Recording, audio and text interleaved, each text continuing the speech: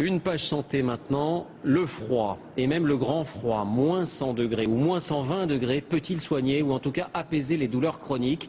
Cette méthode, qui peut sembler étrange au premier abord, a un nom, la cryothérapie. Elle est utilisée depuis des années par les grands sportifs et elle s'adresse maintenant aux particuliers. Que vaut-elle vraiment? C'est le dossier de cette édition. Il est signé Franck Genozo, Mathieu Bierden, Ziden Berkous.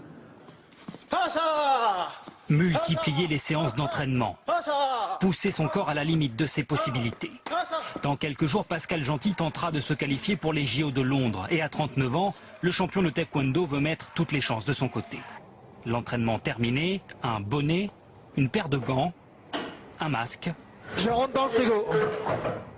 Direction cette drôle de chambre froide. Bon, tu m'entends Pascal, c'est bon? Eh ben écoute, on va y aller.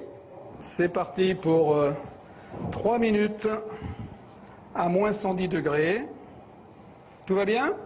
Continue à marcher Pascal, on continue à marcher, tranquille. Et à cette température, tout est bon pour se changer les idées. Quand te reverrai-je, pays merveilleux. Tu vas avoir de la visite là, hein? C'est à notre tour d'entrer. Le champion semble très à l'aise et même légèrement euphorique, malgré ses sourcils givrés. On se sent super bien. Le froid, ça nous vivifie, on se sent vivant. Tous les petits pets qu'on a pu avoir, si on a des petits hématomes, si on a des petites douleurs articulaires, ben, tout ça c'est éradiqué avec le froid. Maximum 3 minutes, il est temps de sortir.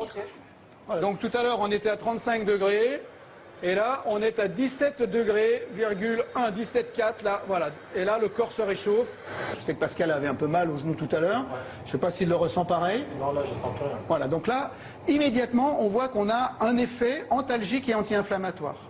L'exposition au froid intense a en fait deux effets.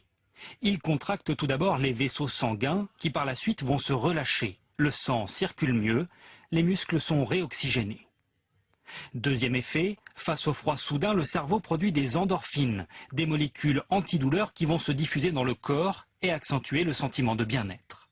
Le tout permet d'atténuer la sensation de fatigue et de mieux récupérer de ses efforts. Franchement, le soir, après, je dors vraiment très très bien. On dort bien, on est apaisé, on est détendu.